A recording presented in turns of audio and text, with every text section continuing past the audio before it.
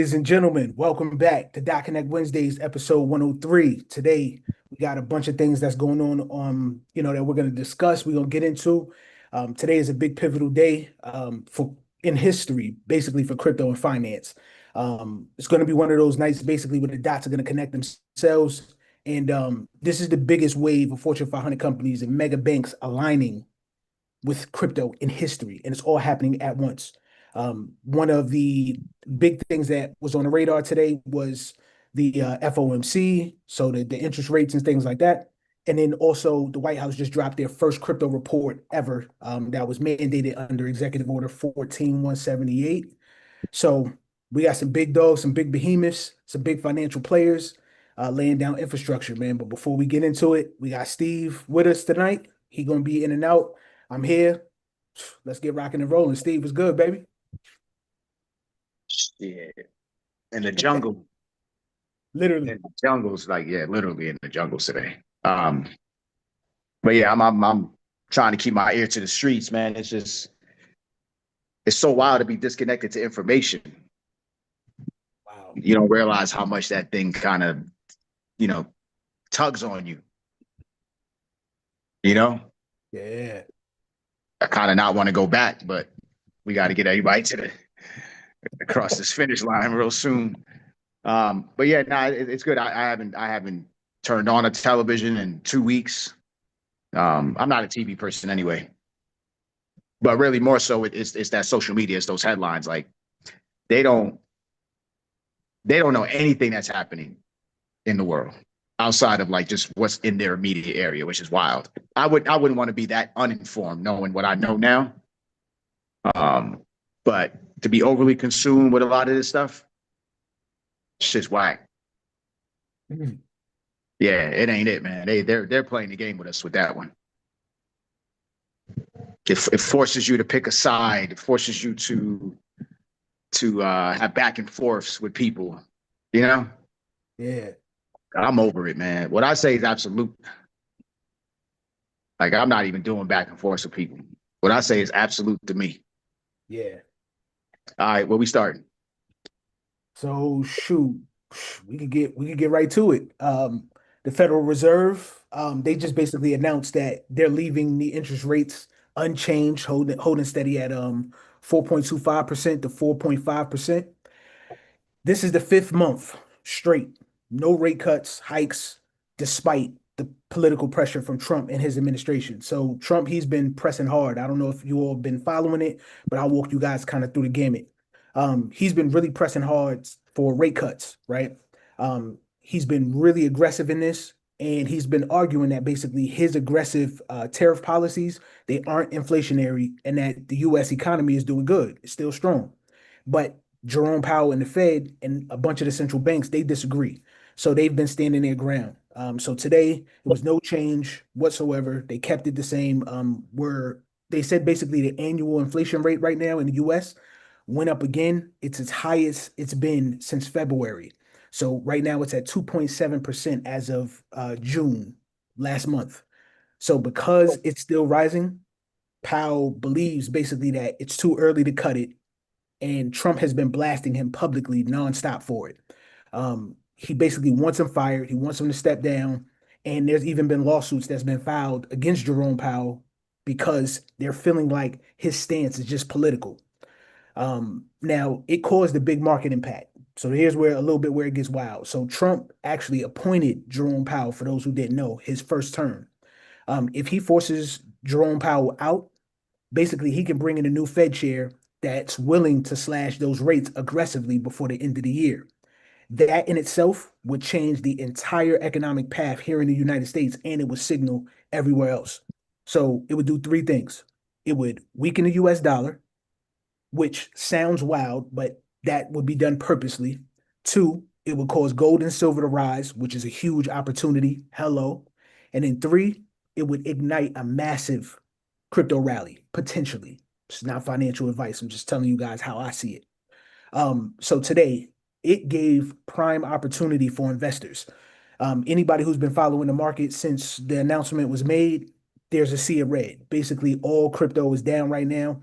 this is the prime buying opportunity for those of you who already are invested or you have your eyes on certain crypto projects that are poised to do well. All right. So, direct consequence of today's decision was basically $212 million was liquidated from the crypto market in just the last 2 hours. Now, this is a big sell off, and it was caused sharply because Jerome wouldn't cut the rates. Everybody was anticipating that because of all the scrutiny and all the pressure from Trump and his administration, he was just going to kind of fold and cut them. That didn't happen. So the market reacted adversely. So now this is not a crash. This is just a clearance sale. And like I said, this is where smart money comes in. This is smart money territory. So just seize the opportunities as they come to you guys because the government is still laying the groundwork for adoption. And I'm going to go into a little bit of that in a second. Banks are literally onboarding millions of clients and customers. And now the market is actually giving us a good entry point at a discount. So for everybody that's a long-term believer in this tech, in this space, this is your signal.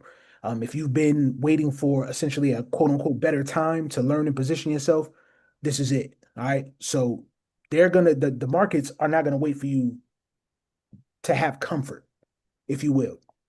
They're gonna reward everybody who's prepared and they're gonna punish everybody who's passive. So one of our students, John, he mentioned something today. He's like, yo, it's blood in the streets. And I always like to run with the saying, when there's blood in the streets, you buy, even if it's your own.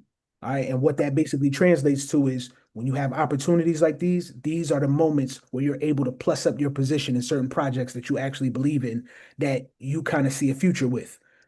You're getting in at a discount. If you have the capital to do so, you buy more, you plus up. That's just a good overall strategy. Steve, did you have something you wanted to add to that? Yeah, I got something. Okay. All right, Let Esteban, me talk. set up. Let me set up. I got something for y'all. My guy in I the got a building. theory. It's just a theory. All right, let's say this. Let's just play happenstance. All right. I'm not saying that I'm correct. I'm just telling y'all, I'm just want to force y'all to be a little practical in this situation between Jerome Powell and Trump, right? We know that Trump don't really lose too much to a lot of people. Right? So hear me out. What if Trump and Powell were actually in bed together? Right? Think about it. We'll call this the control collapse strategy. Right? Bro, we know that we're due a Black Swan event. For sure. We know that the transition ain't supposed to be as smooth as people who know, right? So walk with me. I just need 10 minutes, and then I promise you, I'll go back to what I've been doing. So what if the rate cuts aren't just about like boosting the economy, right? What if it's more to it? And I've been thinking about this for a while. It ain't just come to me in the jungle. What if it was a timing of a financial squeeze and a wealth transfer that only a few people in position would be able to benefit from? Think about it, right? Because if you're going to unplug something to plug something back in again, how seamless do you want that thing to happen? They putting too much icing on the cake right now. Yeah. Just hear me out, right? So there's a public narrative versus a hidden coordination, right? That's the part that we don't know. The public narrative is what they've given us. I can tell you this, anything that government tells me or media tells me, especially legacy media, I got to question it immediately, right? If you operate from that paradigm, you would be forced to think differently. So I'm not saying that the government might never put something out and I get cooked that day, but I'll tell you, I'll take my chances on just going the opposite of whatever they say. Can y'all agree with that? Just drop a one in the chat and I'll keep going. How they looking? So right now, all once, they bombing. I haven't heard anybody with this narrative because what people do, and even in the influencer world, is they follow whatever they hear, right? And then they just report the news back to you. We've heard what Trump has to say about the situation. We've heard how the media is doing all sorts of stuff. They're trying to get Jerome Powell charges and all that. Cool. So publicly, we know that Trump pressured or is pressuring Jerome Powell right now, right? He did it in the past to cut rates to stimulate growth. What y'all fail to realize is, Jerome Powell was bought on by who? That's Donald Trump, right? So he can't be all that bad about these rate cuts.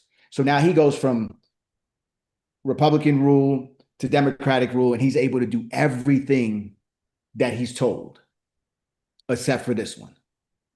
But he cut rates on the way out the door. Well, he was cutting rates for Biden during the election, so they kind of called it like unfair. They just creating a divide right now, right? Because they want us to focus on rate cuts. You done obliterated, like you've killed the money already. So what more breaks do you need? If we know that you have an emergency generator, like Kurt says, in Bitcoin. We know that you have the new power grid and a new system that's up. So if you're in the 1%, congratulations. And you've heard it all, even if you're not, right? So we know that that's the real system that's about to be plugged up. We know that they're in bed with the biggest tech companies in the world with AI. So they're pushing the AI government narrative, right? We know that Trump has gutted the judicial system in America to get ready for what? Technocrats.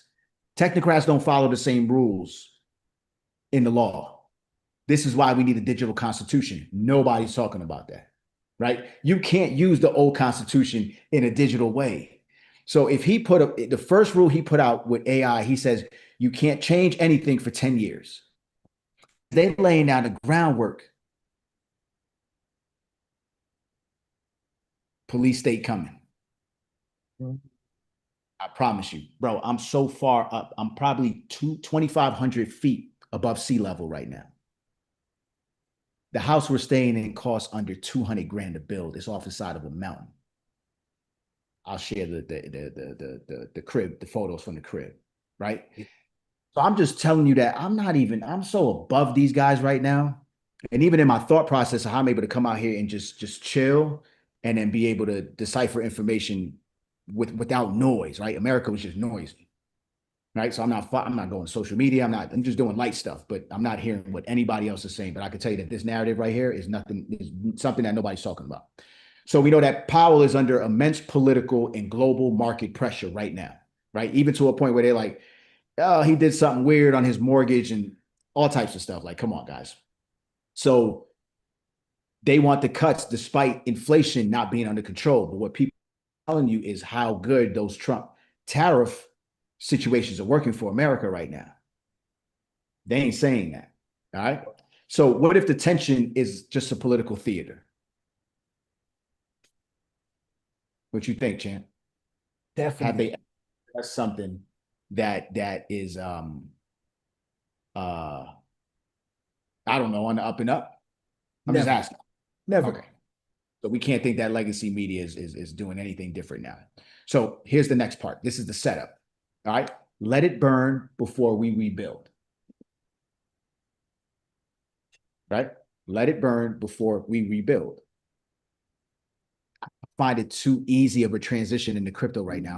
I'm not buying how fast this happened. Yeah. We've been saying for 10 years, we knew that there was going to be a black swan event. Well, first of all, we knew that stablecoin regulations is what started cryptocurrency.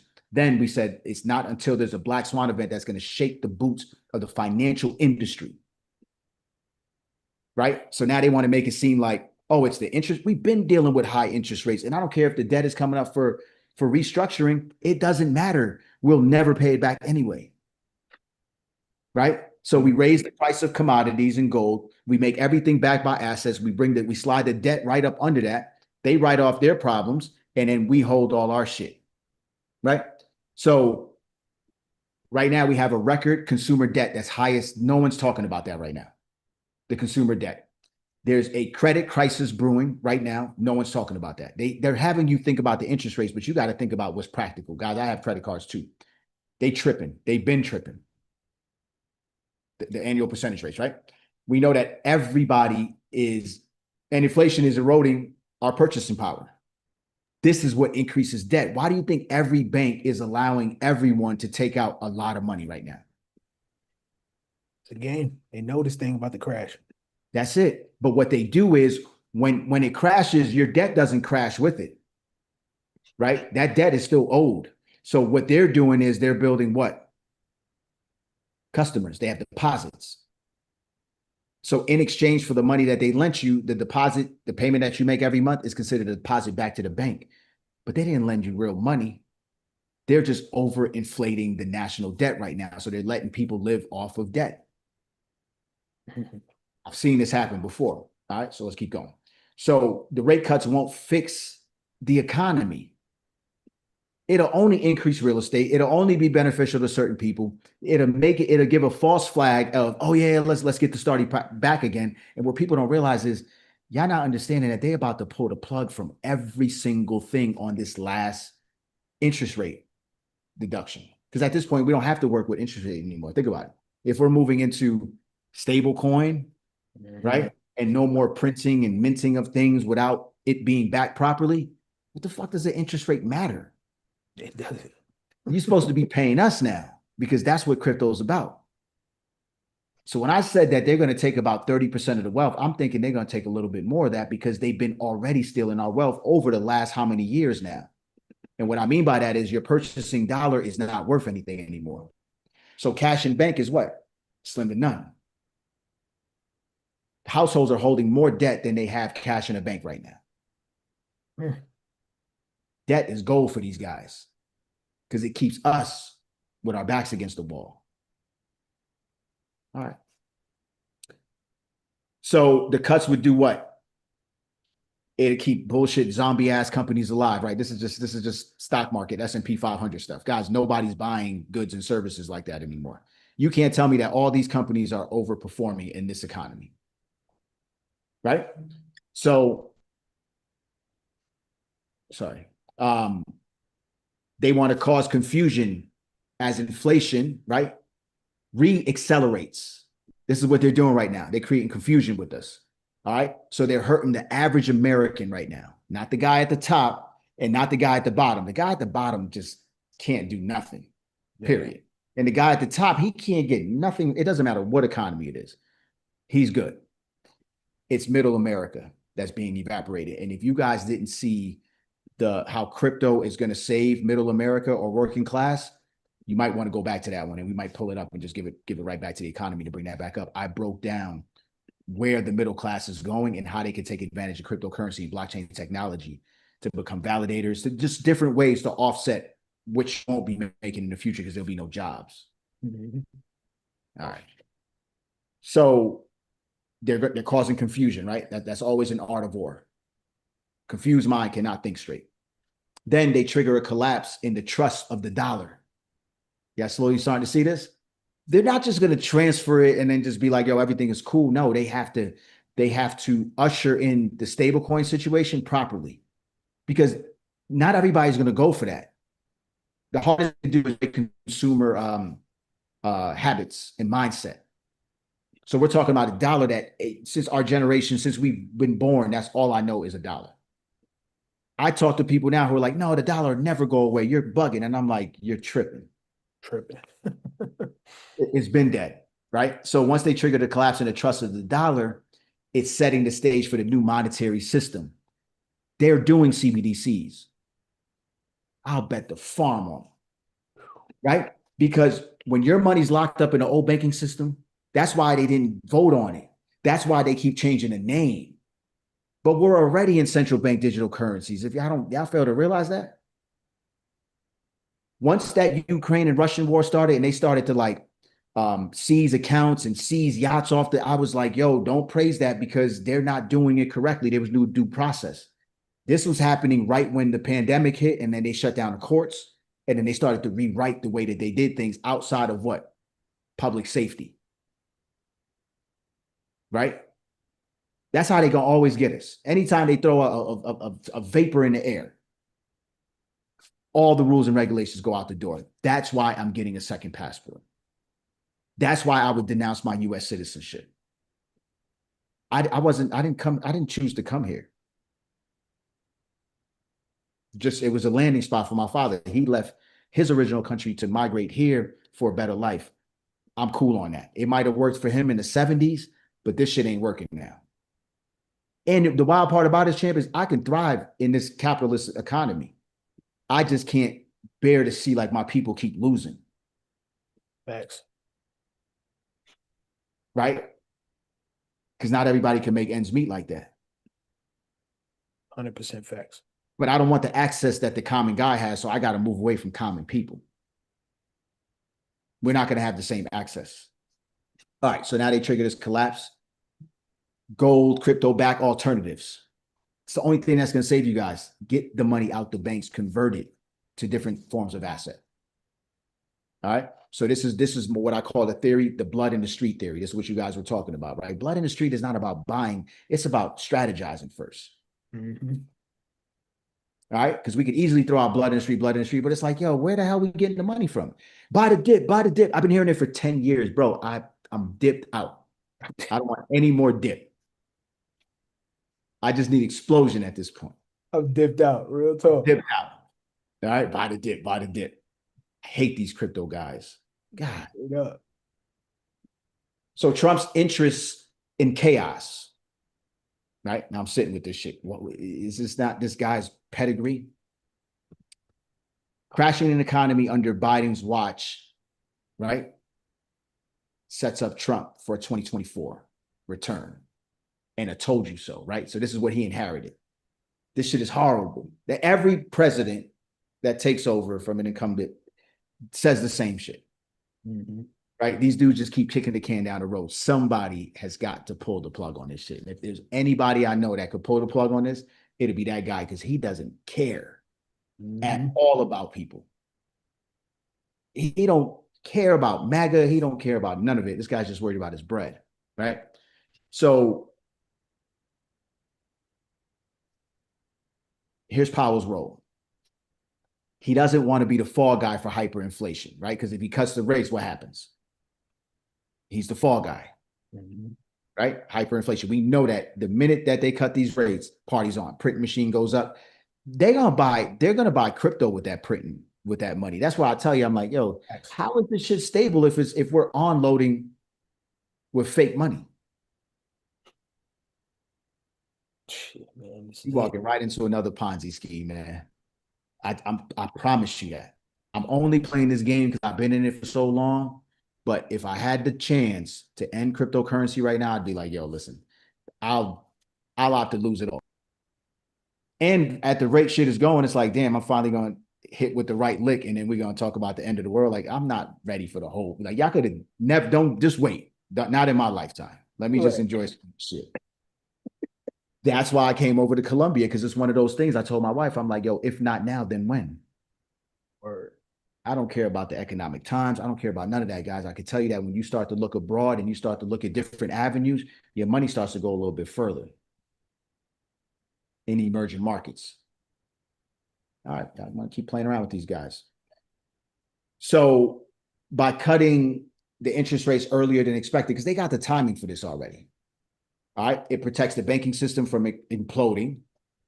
Okay, due to the commercial real estate exposure that we have now that nobody's talking about.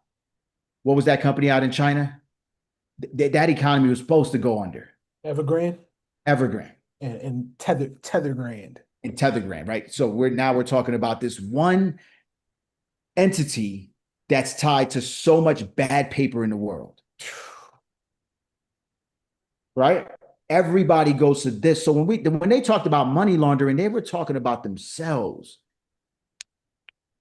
Because Tether played a critical role in people being able to launder money. But they made it seem like it was like cartel. No, it was the Zionists that's been doing this shit. And that's why we tell you that Bitcoin is a meme coin.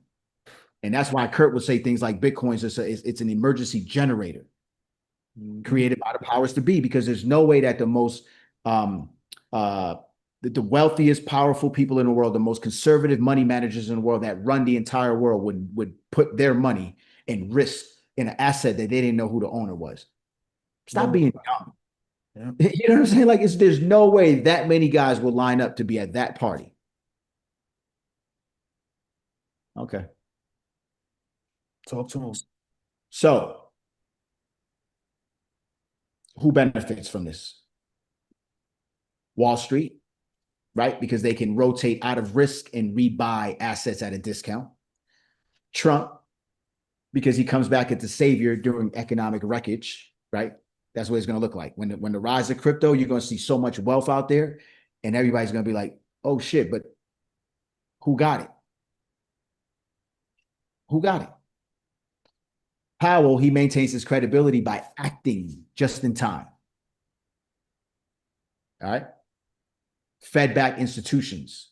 This is going to be the new stuff now, guys. Transitions to a new monetary framework. That's who's going to benefit, right? CBDCs and tokenized treasuries. We the only guys that talked about the bid bonds. Yep. Before anybody else. All right. The general public could buy into these bid bonds now. So, and then the other benefit is going to be the last people. And let me know if you know any of these guys that I'm looking for. Retail with crypto and hard assets. Those are the smartest guys. Guys who are buying hard assets, whether it be internationally before nationally, if positioned correctly, could benefit from a great wealth reset. Does that last person seem like somebody you know, Champ? Absolutely. Okay, let's check them. So you got this catalyst, right, that we'll call the blood in the streets. Guys, it's just my theory, right? So rate cuts are not a rescue, but a trap. Burn the building, knock the shit down, create chaos, and then put control order in place. I see that. This is a game of chess. I see that. I actually like that. Chess, bro. That's exactly what they're going to do. That's exactly what they're going to do. They're going to point the finger at everything else, whether it be a blackout, with cyber attacks. I mean, you name it. They're going to have their way with whatever story they want to say. And you know what's going to happen to all those people that just jumped into crypto the other day? They're going to get shaken out. That $3 XRP entry point as your first entry point. I'm not saying that's a bad one. I'm just going to tell you that when it gets down to like, when it retraces and you lose a third of it possibly, you're not going to know what to do. Mm-hmm. Mindset is pivotal. I don't know. I just made the shit up just now. So figure it out. Now, all honesty, guys, I think this is a shakeup for a Black Swan event.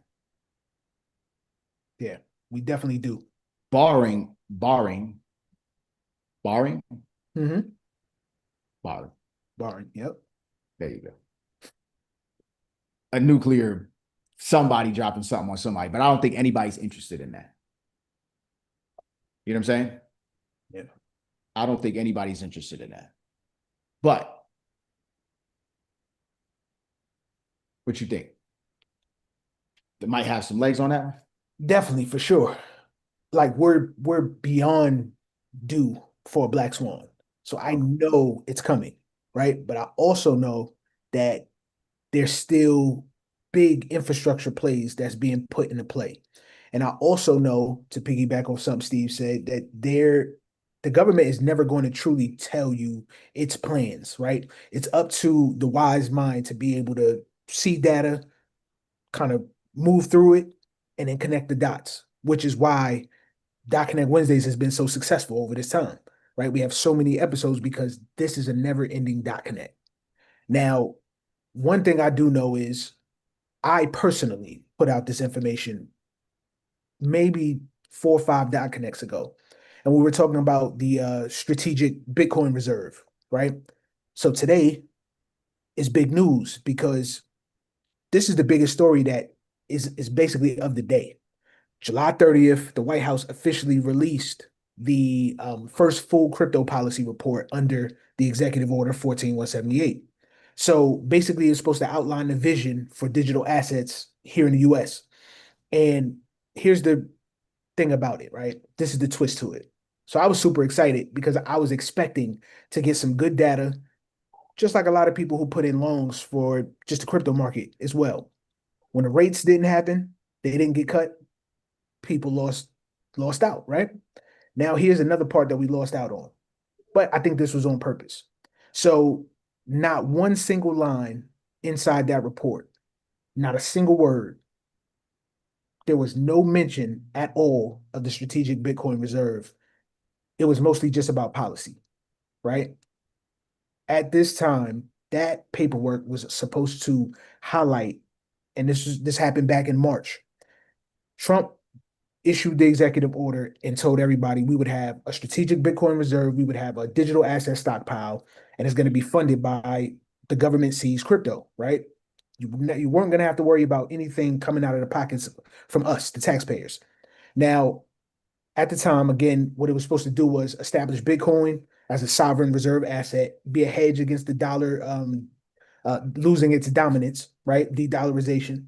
And then it's supposed to place the US ahead of other nations in crypto, positioning with specifically mentioned assets like it was XRP, Solana, Cardano, along with Bitcoin and ETH, right? So this is really important. But now that the report came out, it's absent. The information is not there. So it made me ask myself, what does this mean? In my opinion, I basically think, and I think real critical about things. No government in their right mind, when they're building a strategic reserve, would basically tell you a play by play, right? They're not going to say, hey, we're buying Bitcoin in this amount, in this volume, in this amount. Like, they're not going to do it. That's not strategy. That's stupidity. Second is if they go public and they basically tell everybody what they're about to do, what happens to the price? 9 times out of 10 is going to skyrocket. Now you're going to price yourself out of better entries, which is why this connects to what Steve was saying. Basically, we're going to have a black swan. There's going to be an opportunity that's going to happen. The key thing about it is everybody's not going to be able to take advantage of that opportunity. There's going to be supply shocks. There's going to be exchanges that shut down, which is why you shouldn't have your crypto on these exchanges. There's a multitude of factors that are all going to play a part in this, right? And we see it all the time. Whenever we have big run-ups, the market goes crazy. Exchanges like even Coinbase, which is what I'm about to get into in a little bit, they will stop you from being able to trade simply because people are trying to take profits. The exchange is more valuable when they're able to hold your crypto on it. So you might as well beat them at their own game. Buy, get it off. All right. But with them deliberately not actually putting this information inside this report today, I said either two things is happening. This was deliberate. They intentionally did not put it in there, right, to hide what they're going to accumulate or how much of it. And then the second part to that was this either means the US is falling behind when it comes to comparison with other nations, right? Because other nations are just forefront. They're being transparent and honest. They're telling people exactly what they're going to do. Then I start to go down a rabbit hole and I'm thinking, I'm like, okay, what does this actually mean and how much do we still have here in the United States? There's so much information that's going around, people just get lost. So 2 weeks ago, on July 15th, I think it was, they did a FOIA, which is a Freedom of Information Act request. And this was processed by the US Marshal Service. So basically, it was news on Twitter that came out. Somebody uh, added Senator Loomis. Senator Loomis is the one she's the senator behind a lot of these bills and this Bitcoin push. So they tagged her and they did some investigative work on the blockchain to see that everybody was reporting that the government still had about 200,000 Bitcoin. That's not the case. The report came back, and as of July 15th, the actual amount is 28,988 Bitcoin. So this is huge. This is a huge revelation because everybody was thinking that we had so much in Bitcoin. 200,000, that put us at the top of the totem pole when it came to governments and the amounts that we're holding, right? That stuff was sold, it was liquidated under the Biden administration. That was over 3 years ago. So now, with this information being confirmed, it's no telling what the US government is thinking about doing. That makes our position way weaker than other nations. So what are they going to do? Right? If you thought you had 200,000 and you really only have a fraction of that, 28,000, now what is your next move? You have to move strategically. You have to move behind the scenes without basically telling your next move. I think this is a hidden accumulation phase right now that's happening. So we're about to see a bunch of strategic downturns that happen between now and I want to say probably the next 60 days before we actually get like an altcoin season or something close to it. All right. And the reason I feel like that is because you're starting to see the players. Today, we're going to talk about Coinbase. Coinbase is a giant, right? And they're building infrastructure. They're making partnerships with big banks and behemoths. So I'm gonna run you guys through the gamut real quick. Hold on, my bad. I forgot. I ain't even pinned. So JPMorgan Chase is the first on the list. This is a $4 trillion giant. On Connect 102, we basically brought out some information about what JP Morgan was doing, how people are going to be able to access now loans. This is something we've already talked about. We've discussed many, many moons ago. It's institutional DeFi and it's TradFi, which is traditional finance, basically being modernized, coming up to the digital world. So JP Morgan Chase is the largest US bank by assets. They manage over 4 trillion. They officially partnered with Coinbase. This was within the last 24 hours. So the largest publicly traded cryptocurrency exchange in the United States partnered with the largest US bank by assets in the United States. Put that in perspective. That partnership is designed to basically streamline access to crypto for JP Morgan's client base. This is going to make it so much easier for people to buy, hold, and interact with digital assets. So I'm gonna give you guys a little bit of key facts before I move into the next partnership. So JP Morgan Chase, they service over 66 million US customers, 5 million small businesses, and 288,000 employees globally, right? Coinbase has over 108 million verified users in over 100 countries, and they have 330 billion plus in quarterly trading volume, quarterly, and 101 billion in assets that's held on the platform. And this is according to their latest shareholder report. So you all know JP Morgan and Jamie Dimon to be specific. He's always been skeptical of crypto, right? He always used to call Bitcoin a fraud, even up to this present day. So in 2020, there was a little bit of pivot. They started offering crypto services to the institutional clients, and it was basically talks that they were developing their own JPM coin, right? This was confirmed. It was in, IMF documents, etc.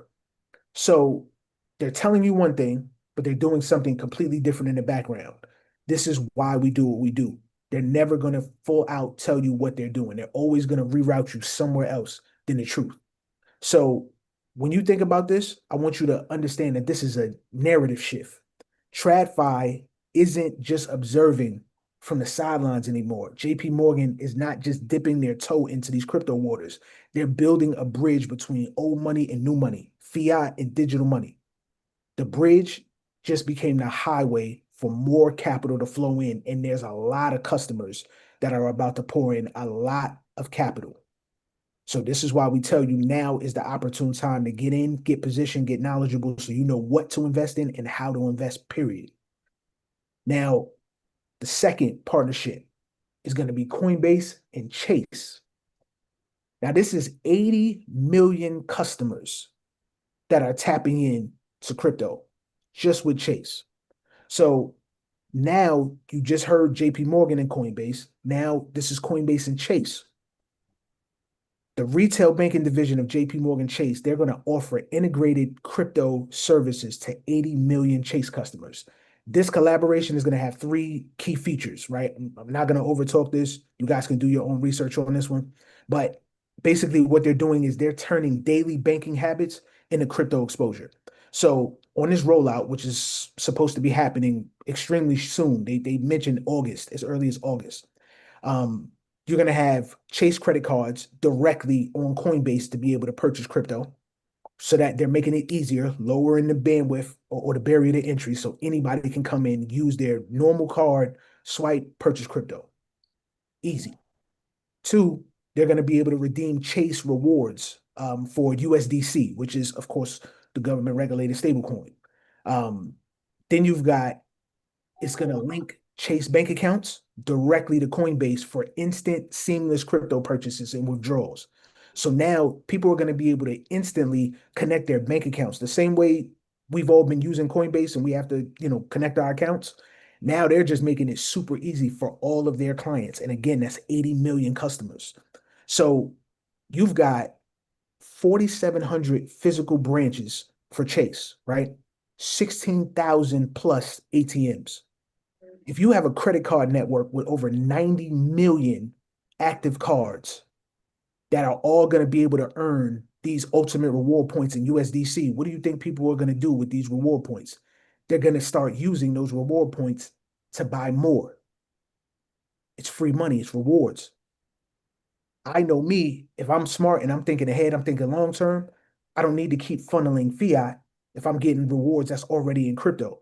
Again, they're setting the table for people to be able to reuse this. So what you're seeing right now is a mass onboarding without customers even realizing that they're getting into crypto. So this integration with USDC, this is super powerful. This is going to give people a direct route to be able to be in a stablecoin game, to have stablecoins. And it's basically done by using your card the same way you do every single day. This is what mass adoption is about, making everything easy for people to get in. All right. So these partnerships are basically massive. They're gateways. And it's going to continue to get larger and larger. You're about to see more Fortune 100s out of the Fortune 500s come in. So let's connect some dots real quick. Coinbase now has direct banking access to 80 million Chase customers. JPMorgan's institutional validation and their partnerships means we got compliance, security, and scale. This is the biggest thing, scale. It's no longer an issue. Then you got USDC being the first stablecoin that, of course, is back one to one. It's a trusted stablecoin, and it's embedded into these major US banks reward system, setting a precedent for programmable money at a retail level. Now, in no way am I championing anything that's programmable money. But like Steve said, we're going to have some sort of a CBDC, some shape, form, or fashion. And stable coins are allegedly what a lot of people are saying is our CBDC. So this is why you need to be in actual cryptocurrencies and know how to maneuver and how to actually transact. Now, key takeaway, this convergence in crypto and traditional banking, this is pure execution. We already have the financial rails and we've laid them out flawlessly. Now you're seeing them actually merging in real time. The old way, the new way, the old money, the new money. It's happening right now. So before you can even realize that the game has changed, you guys are sitting in the midst of early hybrid infrastructure. Everybody who positions themselves right now will be the biggest beneficiaries in this next future of finance era. All right. So you guys can do your own research on more details, right? But I basically gave you guys the steak and potatoes. Now, what I want to do is answer the question because I'm pretty sure somebody has it. All right, with all this information, champ, I appreciate it. This is fired. With all this information, Steve, that's fired. Thanks for your theory. What am I going to do with this info? I'm going to tell you. So, when I was looking at the report that came out today, the report didn't have no additional information in it, right? But some of the projects that Trump mentioned in his initial tweet, he laid it out specifically for you and told you what they were. It was XRP, Solana, ADA, Cardano. All right. This is not financial advice. I'm giving you guys information that's vital. You do with this what you will. Now, look at it like this. These three were actually named specifically by Trump and the administration as assets that they're quote unquote considering in the national stockpile. If they didn't put this information inside the report, but they put this out in the tweet, and you're paying attention to one of the most powerful speakers in the world right now, what do you think you should be doing with that information? Executing on it.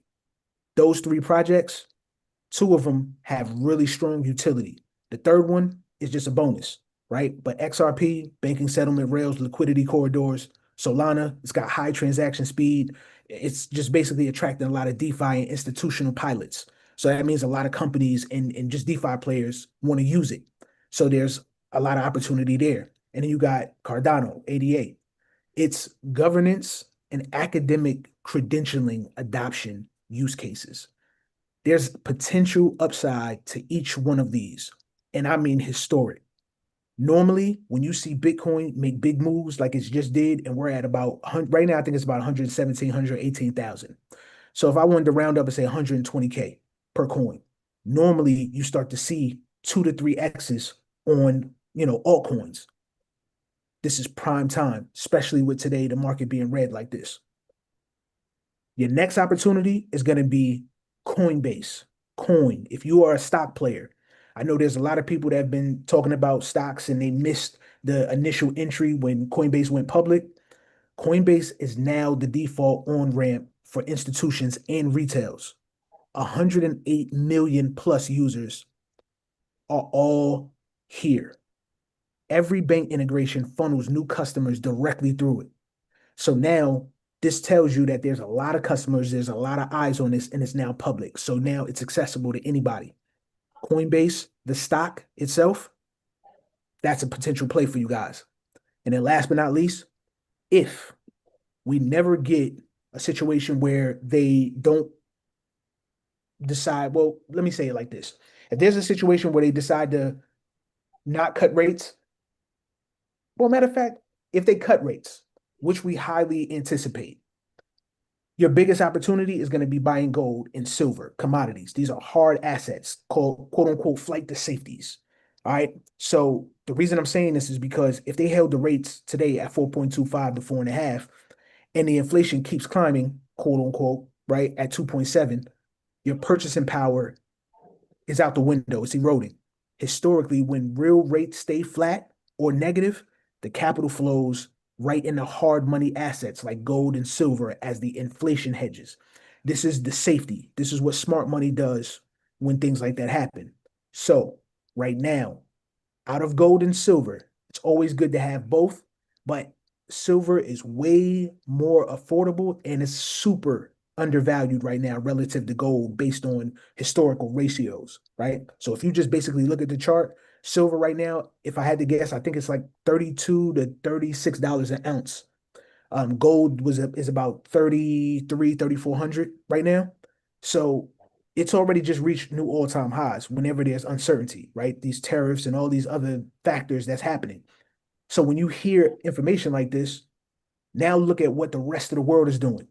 You had central banks, they bought over 1,100 metric tons of gold last year. That was a 55-year record, right? They know something is coming. So there's continued demand that's happening this year in 2025. So that's the writing on the wall. If central banks is buying super tons of gold and silver like that, you should too. Also, China, India, Turkey, Russia, they're all stockpiling gold at record pace right now. And silver's demand is still rising. You use silver in electronics, you use it in solar panels, reserves, etc. Do not sleep on this information. Inside Skyton Academy, for all of our members, you guys already know we give you guys this stuff all the time. GlintPay is one of the platforms that we use. The link for it for you guys to join will be inside the description below when you guys watch this playback. But you can buy, hold, and even spin gold in real time, right? Can't buy silver on there yet, but well, you can buy silver on there and use it. But you know, it's a good cue to actually use. And we have another platform within Skyton Academy that's called At Cost Metals. Now, this all in all, outside of the three ways that you guys can use this information to your advantage, especially in these times. This is why education is super important, right along with positioning right now. The US government may be playing its cards close to the chest, keeping things not forthcoming, not telling you exactly what they're doing. But this is where your intuition, your discernment, and your research is supposed to come into play. Banks are showing you in real time what's actually happening. They're adopting, they're building, they're integrating with the new players, right? The new banks, which are going to be crypto exchanges. And these institutions are all ramping up. So for everybody that's on this call that is not a member of Skyton Academy and everybody out there in YouTube land that's joining us, you guys need to join Skyton Academy today. For your first month, it's just $1. SkytonAcademy.com. At checkout, 49 off YT. And again, this will also be in the description below. We're going to break down countless things that are going to be beneficial to you guys, right? It's going to help you position and be where you need to be. It's our duty to get you guys to the finish line. This is what we do. This is what we signed up for. This is what we've been doing. It ain't going to stop. So we'll break down the latest updates for you guys, adoption data, strategies, etc. And to everybody that's already a member, study these dots closely. Rewatch these episodes if you need to. Go revisit these news articles that we're talking about. Verify everything that we're saying. And then understand that we're approaching this thing from a higher standpoint, right? This is why we have an expert take. We've been here for 10 years. We've seen how this industry plays. We've seen how these governments do. And we're able to connect these dots like nobody else, right? So this is a transformative moment for everybody. And this is going to literally define your financial trajectory for the next decade. So I'm going to give you guys an outro like I always do. Stay vigilant, stay strategic, keep your crypto cold, and let's keep connecting these dots every single week. This is going to conclude Dot Connect Wednesdays, episode 103. See you guys next week, 7:30 p.m. Eastern Standard Time, same place. Let's get it.